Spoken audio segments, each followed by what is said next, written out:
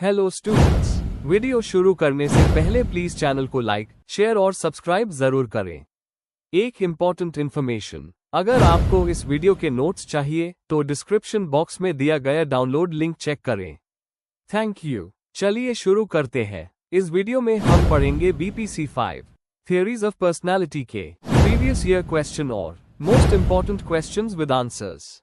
ये क्वेश्चंस आपके एग्जाम के लिए बहुत इम्पोर्टेंट है। अगर आपने ये अच्छे से कर लिए तो एग्जाम निकलना पक्का है। Let's begin. Question 1, define personality, describe the dimensions of personality. Question explanation, इस क्वेश्चन में हमें पहले पर्सनैलिटी की डेफिनेशन देनी है और फिर उसके अलग अलग डायमेंशंस जैसे बायोलॉजिकल, साइकोलॉजिकल और सोशल को डिटेल में एक्सप्लेन करना है। हमें दिखाना है कि पर्सनैलिटी एक मल्टीडायमेंशनल कॉन्सेप्ट है। आंसर। इंट्रोडक्शन, साइकोलॉजी में पर्सनैलिटी एक बहुत ही सेंट्रल कॉन्सेप्ट है क्योंकि ये बताता है कि एक इंसान दूसरे से कैसे अलग है, सोचने, फील करने और बिहेव करने के तरीके में। हर साइकोलॉजिस्ट का डेफिनेशन थोड़ा अलग है, पर सब इस बात पर अग्री करते हैं कि पर्सनैलिटी एक ऑर्गेनाइज्ड और कंसिस्टेंट पैटर्न है। इस आंसर में हम पर्सनैलिटी की डेफिनेशन देंगे और उसके बायोलॉजिकल, साइकोलॉजिकल और सोशल डायमेंशंस को समझेंगे। ऑलपॉट, फ्रॉइड और एसिक जैसे थिंकर्स ने इस कॉन्सेप्ट को डीपली एक्सप्लेन किया है। Main body. A, definition of personality. General definition, personality एक कॉम्बिनेशन है इमोशनल, एटीट्यूडनल और बिहेवियरल पैटर्न्स का जो एक इंसान को यूनिक बनाते हैं। अपर डेफिनेशन, APA के हिसाब से पर्सनैलिटी अन इंडिविजुअल डिफरेंसेस को दिखाता है जो सोचने, फील करने और बिहेव करने के तरीकों में होती है। ऑलपॉट्स डेफिनेशन, ऑलपॉट ने पर्सनैलिटी को डिफाइन किया था as dynamic organisation of psychophysical systems inside an individual that determines his unique adjustments to environment. मतलब पर्सनैलिटी एक डायनामिक और ऑर्गेनाइज्ड सिस्टम है जो हेरेडिटी और एनवायरनमेंट दोनों से बनती है। बी, बायोलॉजिकल डायमेंशन, यह dimension genetics, brain structure, hormones और फिजियोलॉजी से रिलेटेड है। टेम्परामेंट जैसे factors, activity level, reactivity biologically influenced होते हैं। ट्विन स्टडीज बताते हैं कि एक्सट्रोवर्शन और न्यूरोटिसिज्म जैसे ट्रेट्स जेनेटिक बेसिस रखते हैं। आइसेंक के पेन मॉडल में भी हेरेडिटरी फैक्टर्स को हाईलाइट किया गया है। सी, साइकोलॉजिकल डायमेंशन, इस डायमेंशन में मेंटल प्रोसेसेस, इमोशंस, मोटिव्स और एटीट्यूड्स इंक्लूड होते हैं। कॉग्निटिव फैक्टर्स, बिलीफ्स और प्रॉब्लम सॉल्विंग स्टाइल इंसान के पर्सनैलिटी को इन्फ्लुएंस करते हैं। इमोशनल फैक्टर्स, स्टेबिलिटी या इंस्टेबिलिटी से बिहेवियर चेंज होता है। मोटिवेशनल फैक्टर्स, फ्रॉइड ने अनकॉन्शियस ड्राइव्स को इंपॉर्टेंट माना, जबकि मैस्लो ने सेल्फ एक्चुअलाइजेशन को हाईलाइट किया। एग्जाम्पल, अगर किसी का अचीवमेंट मोटिवेशन हाई है तो वो सक्सेस ओरिएंटेड पर्सनालिटी डेवलप करेगा। डी, सोशल और कल्चरल डायमेंशन, पर्सनालिटी सिर्फ इंडिविजुअल का प्रोडक्ट नहीं होता बल्कि सोसाइटी और कल्चर भी यूज शेप करते हैं। फैमिली, पीयर ग्रुप, स्कूल और सोशल रोल्स इंसान की आइडेंटिटी को बनाते हैं। Culture, collectivist societies group harmony को वैल्यू करती है और इंडिविजुअलिस्टिक सोसाइटीज इंडिपेंडेंस को, दोनों का इफेक्ट पर्सनालिटी पर दिखाई देता है।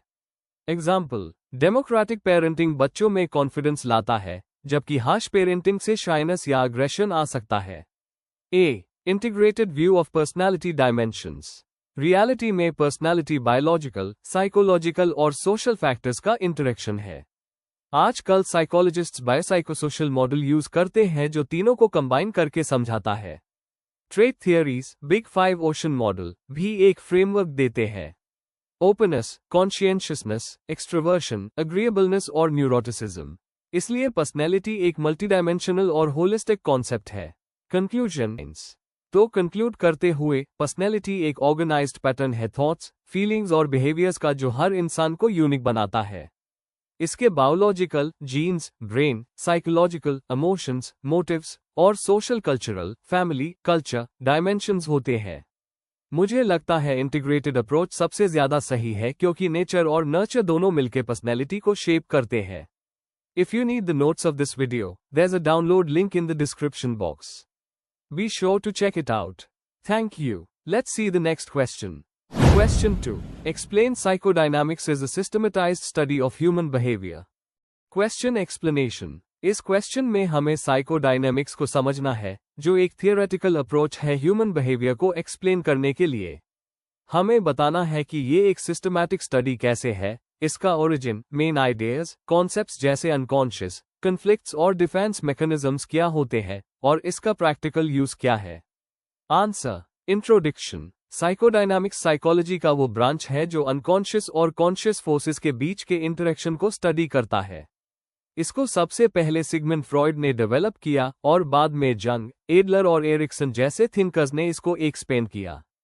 इस थियरी का मेन आइडिया है कि ह्यूमन बिहेवियर अक्सर अंदर के कॉन्फ्लिक्ट्स, इंस्टिंक्ट्स और चाइल्डहुड एक्सपीरियंसेस से शेप होता है।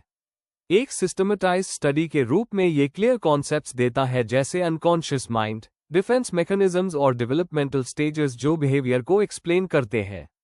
Main body. 1. Origins of साइकोडायनामिक्स। Freud का कंट्रीब्यूशन। फ्रॉइड ने माइंड को 3 लेवल्स में डिवाइड किया, कॉन्शियस, प्रीकॉन्शियस और अनकॉन्शियस, और 3 स्ट्रक्चर्स, आई, डी, ईगो और सुपर ईगो। उन्होंने कहा कि ह्यूमन बिहेवियर रैंडम नहीं होता, बल्कि अनकॉन्शियस मोटिव्स और कॉन्फ्लिक्ट से शेप होता है। फ्रॉइड ने फ्री एसोसिएशन, ड्रीम एनालिसिस और केस स्टडीज जैसे मेथड्स इंट्रोड्यूस किए जो इस अप्रोच को सिस्टमैटिक बनाते हैं। 2. की प्रिंसिपल्स ऑफ साइकोडायनामिक्स। Unconscious processes. ज्यादातर थॉट्स और बिहेवियर्स अनकॉन्शियस लेवल पर होते हैं। जैसे कोई इंसान एंजाइटी फील करता है लेकिन उसका रियल कॉज बचपन के ट्रॉमेटिक इवेंट से जुदा होता है। Psychic determinism. हर थॉट, इमोशन और एक्शन का एक साइकोलॉजिकल रीजन होता है जो अनकॉन्शियस में छुपा होता है। Conflict and anxiety. बिहेवियर अक्सर आईडी, इंस्टिंक्ट्स, ईगो, रियलिटी और सुपर ईगो, मोरालिटी के बीच के कॉन्फ्लिक्ट का रिजल्ट होता है। यह कॉन्फ्लिक्ट्स एंजाइटी क्रिएट करते हैं जिसको ईगो डिफेंस मैकेनिज्म से हैंडल करता है। Defence mechanisms. अन्ना फ्रॉइड ने बताया जैसे रिप्रेशन, डिनायल, प्रोजेक्शन और राशनलाइजेशन जो इंसान को स्ट्रेस से बचते हैं। 3. Psychodynamics is a systematised study of human behaviour. Structured theories. Freud के साइकोसेक्सुअल स्टेजेस सिस्टमैटिकली बताते हैं कि चाइल्डहुड एक्सपीरियंसेस कैसे एडल्ट पर्सनालिटी बनाते हैं। नियो फ्रॉइडियंस का contribution. Carl Jung, collective unconscious और आर्केटाइप्स का आइडिया दिया। एल्फ्रेड एडलर, इंफीरियोरिटी कॉम्प्लेक्स और स्ट्राइविंग फॉर सुपीरियोरिटी पर फोकस किया। एरिक एरिक्सन, लाइफ स्पैन भर के साइकोसोशल स्टेजेस एक्सप्लेन किए। इन सब कंट्रीब्यूशन से साइकोडायनामिक्स एक स्ट्रक्चर्ड और सिस्टमैटिक अप्रोच बन गई। 4. Applications of साइकोडायनामिक्स in understanding behaviour. Clinical practice. Psychodynamic therapy anxiety, depression और पर्सनैलिटी डिसऑर्डर्स ट्रीट करने के लिए होती है। Everyday behaviour. फ्रॉइडियन स्लिप्स अक्सर अनकॉन्शियस डिजायर्स को रिवील करते हैं। Personality development. Early childhood experiences का रोल समझना काउंसलिंग और एजुकेशन में हेल्पफुल होता है। Modern relevance. चाहे इसको साइंटिफिक एविडेंस की कमी के लिए क्रिटिसाइज किया गया हो, लेकिन आज भी साइकोडायनामिक्स थेरेपी और कल्चरल स्टडीज में इंपॉर्टेंट है। कंक्लूजन। साइकोडायनामिक्स एक सिस्टमैटिक स्टडी है जो ह्यूमन बिहेवियर को अनकॉन्शियस प्रोसेसेस, कॉन्फ्लिक्ट्स और डिफेंस मैकेनिज्म्स के थ्रू समझाती है। फ्रॉइड और उनके बाद के थिंकर्स ने इस थियरी को स्ट्रॉन्ग फाउंडेशन दी। आज के टाइम में भी ये अप्रोच कॉम्प्लेक्स ह्यूमन बिहेवियर को समझने में बहुत यूजफुल है। If you need the notes of this video, there's a download link in the description box. Be sure to check it out. Thank you. Question 3. Describe Allport's concept of trait and his theory of personality. Question explanation. इस question में हमें ऑलपॉट के trait का concept समझाकर उनकी personality theory explain करनी है। मतलब हमें बताना है ट्रेट्स क्या होते हैं, उनकी कैटेगरीज क्या है, और ऑलपॉट के हिसाब से पर्सनैलिटी कैसे बनती है। Answer. Introduction. Gordon Allport 1897 to 1967 personality psychology के एक बहुत इंपॉर्टेंट थिंकर थे। उन्होंने साइकोएनालिटिक अप्रोचेस को रिजेक्ट करके इंडिविजुअल के यूनिकनेस और ट्रेट्स को हाईलाइट किया। ऑलपॉट के हिसाब से पर्सनैलिटी को समझने के लिए हमें स्टेबल और मेजरेबल ट्रेट्स को स्टडी करना चाहिए। इस आंसर में हम पहले ट्रेट्स का कॉन्सेप्ट समझेंगे, फिर उनकी क्लासिफिकेशन और लास्टली उनकी पर्सनालिटी थियरी के मेन पॉइंट्स डिस्कस करेंगे।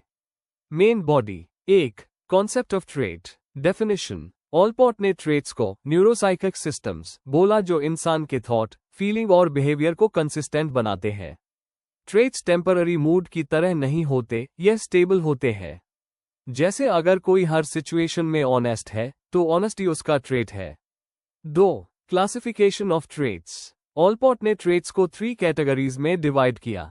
कार्डिनल ट्रेट्स, ये सबसे डोमिनेंट ट्रेट्स होते हैं जो पूरे इंसान की लाइफ को डिफाइन कर देते हैं, जैसे गांधी जी का नॉन वायलेंस या मदर टेरेसा का कंपैशन। सेंट्रल ट्रेट्स, ये जनरल कैरेक्टरिस्टिक्स होते हैं जो पर्सनैलिटी का बेस बनाते हैं। यूजुअली 5 to 10 सेंट्रल ट्रेट्स होते हैं, जैसे ऑनेस्टी, सोशबिलिटी, इंटेलिजेंस। सेकेंडरी ट्रेट्स, ये सिचुएशनल होते हैं, स्पेसिफिक कंडीशंस में दिखते हैं, जैसे कोई पर्सन नॉर्मल लाइफ में काम है पर ट्रैफिक में इम्पेशेंट हो जाता है। 3. Allport's theory of personality, uniqueness of individual, हर इंडिविजुअल यूनिक होता है और उससे जनरल लॉ से समझाया नहीं जा सकता। Functional autonomy of motives, motives अपने ओरिजिनल ड्राइव से इंडिपेंडेंट बन जाते हैं, जैसे पहले कोई पेंटिंग रिलैक्स के लिए करता था, बाद में वो सेल्फ एक्सप्रेशन बन गया। प्रोप्रियम, सेल्फ, ऑलपोर्ट ने प्रोप्रियम वर्ड यूज किया अपने को सेल्फ के लिए जो टाइम के साथ डेवलप होता है। इसमें सेल्फ आइडेंटिटी, सेल्फ एस्टीम और सेल्फ इमेज शामिल होते हैं। पर्सनालिटी तभी ग्रो करती है जब प्रोप्रियम मैच्योर होता है। 4. Contributions and evaluation, contributions, conscious और स्टेबल ट्रेट्स पर फोकस किया। पर्सनालिटी मेजर करने के लिए एक फ्रेमवर्क दिया। इडियोग्राफिक मेथड्स इंट्रोड्यूस किए जिसमें इंडिविजुअल का डीप स्टडी होता है। क्रिटिसिज्म्स, थियरी डिस्क्रिप्टिव ज्यादा है, प्रिडिक्टिव कम। साइंटिफिक वैलिडेशन कम था, लेटर मॉडल्स जैसे बिग 5 से कंपेयर करें तो। कंक्लूजन, एंड में कह सकते हैं कि ऑलपोर्ट का ट्रेट थियरी ने पर्सनालिटी साइकोलॉजी को एक नया डायरेक्शन दिया। उनकी classification, cardinal, central, secondary traits से हमें इंसान की पर्सनैलिटी को समझने का क्लियर फ्रेमवर्क मिलता है। हाँ, थियरी की कुछ लिमिटेशंस है, पर इसका कंट्रीब्यूशन साइकोलॉजी में बहुत स्ट्रांग रहा है और फ्यूचर मॉडल्स के लिए बेस बन गया। If you need the notes of this video, there's a download link in the description box. Be sure to check it out. Thank you. Question 4. Explain the contribution of operant conditioning towards explaining human behavior. Question explanation. इस question में हमें बताना है कि operant conditioning जो B.F. Skinner ने दी थी, कैसे ह्यूमन बिहेवियर को समझाती है। हमें रीइंफोर्समेंट और पनिशमेंट के प्रिंसिपल्स एक्सप्लेन करने हैं, रियल लाइफ एग्जाम्पल्स देने हैं, और ये दिखाना है कि इसका साइकोलॉजी और पर्सनालिटी अंडरस्टैंडिंग में क्या रोल है। Answer, introduction. ऑपरेंट कंडीशनिंग एक ऐसा लर्निंग प्रोसेस है जिसमें बिहेवियर को उसके कॉन्सिक्वेंसेस के थ्रू कंट्रोल किया जाता है। इस कॉन्सेप्ट को B.F. स्किनर ने डेवलप किया था। उनके अकॉर्डिंग, जो बिहेवियर्स रिवॉर्ड के साथ फॉलो होते हैं वो स्ट्रॉन्ग होते हैं, और जो पनिशमेंट के साथ होते हैं वो वीक हो जाते हैं। यह थियरी एक्सप्लेन करती है कि हम हैबिट्स कैसे बनाते हैं और complex behaviour step by step कैसे सीखते हैं। आइए डिटेल में समझते हैं इसका ह्यूमन बिहेवियर में contribution. Main body. 1. Principles of operant conditioning. Operant conditioning का मेन प्रिंसिपल है कि बिहेवियर कॉन्सिक्वेंसेस पर डिपेंड करता है। 4 मेन प्रोसेसेस होते हैं। पॉजिटिव रीइंफोर्समेंट, कुछ अच्छा देना ताकि बिहेवियर इंक्रीज हो, जैसे होमवर्क कंप्लीट करने पर चॉकलेट देना। नेगेटिव रीइंफोर्समेंट, कुछ बुरा हटाना ताकि बिहेवियर इंक्रीज हो, जैसे हेडेक के लिए मेडिसिन लेना। पॉजिटिव पनिशमेंट, कुछ बुरा ऐड करना ताकि बिहेवियर कम हो, जैसे झूठ बोलने पर डांटना। नेगेटिव पनिशमेंट, कुछ अच्छा छीन लेना ताकि बिहेवियर कम हो, जैसे मिसबिहेवियर पर टॉयलर लेना। यह प्रोसेसेस बताते हैं कि इंसान अपने रोजमर्रा के एक्सपीरियंसेस से सीखता है और अपने एक्शंस को एडजस्ट करता है। 2. बिहेवियर शॉपिंग और लर्निंग। स्किनर ने शॉपिंग का कॉन्सेप्ट दिया, जिसमें complex behaviour step by step reinforcement के थ्रू सिखाया जाता है। एग्जाम्पल, डॉग को रोल ओवर सिखाना, पहले उसको लेटना, फिर टर्न करना, फिर रोल करना सिखाते हैं विद रिवॉर्ड्स। ह्यूमन लर्निंग में भी बच्चे लैंग्वेज, मैनर्स और स्टडी स्किल्स इसी तरह स्टेप बाय स्टेप सीखते हैं। इससे समझ आता है कि कंसिस्टेंसी और रेपिटेशन लर्निंग के लिए बहुत इंपॉर्टेंट है। 3. Real life applications. Education. Teachers reinforcement, praise, marks, gifts उस करते हैं स्टूडेंट्स को मोटिवेट करने के लिए। Parenting. Parents good behaviour reward करते हैं और बैड बिहेवियर पनिश करते हैं। Work place. एम्प्लॉयर्स बोनस या प्रमोशन देते हैं ताकि एम्प्लॉयज मोटिवेटेड रहे। थेरेपी। बिहेवियर मॉडिफिकेशन टेक्निक्स, जैसे टोकन इकोनॉमी, पेशेंट्स के लिए उस होती है। Daily life. हम खुद को रिवॉर्ड देते हैं, जैसे वर्कआउट के बाद फेवरेट स्नैक, ताकि मोटिवेशन बनी रहे। 4. ह्यूमन बिहेवियर को समझने में कंट्रीब्यूशन। ऑपरेंट कंडीशनिंग एक्सप्लेन करती है कि हम कुछ बिहेवियर्स रिपीट क्यों करते हैं और कुछ अवॉइड करते हैं। यह एनवायरनमेंट के रोल को हाईलाइट करती है पर्सनैलिटी और बिहेवियर डेवलप करने में। यह दिखाती है कि एक्सटर्नल रिवॉर्ड्स और पनिशमेंट से बिहेवियर प्रेडिक्टेबल हो जाता है। थेरेपी, एडिक्शन और फोबिया ट्रीटमेंट में इसका बहुत यूज होता है।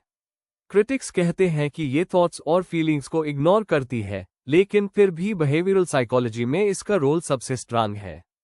कंक्लूजन, अंत में, ऑपरेंट कंडीशनिंग एक स्ट्रॉन्ग थियरी है जो एक्सप्लेन करती है कि बिहेवियर कैसे रिइंफोर्समेंट और पनिशमेंट के जरिए शेप होता है। इसने एजुकेशन, पेरेंटिंग, थेरेपी और डेली लाइफ में बहुत प्रैक्टिकल एप्लीकेशंस दिए हैं। हालांकि ये इंटरनल थॉट्स को कवर नहीं करती, लेकिन ह्यूमन बिहेवियर को समझने में इसका योगदान बहुत बड़ा है। Before we end, please like, share and subscribe the channel for more such study materials and one important information अगर आपको नोट्स चाहिए, तो डिस्क्रिप्शन बॉक्स में डाउनलोड लिंक दिया हुआ है। जरूर चेक करें। Thank you.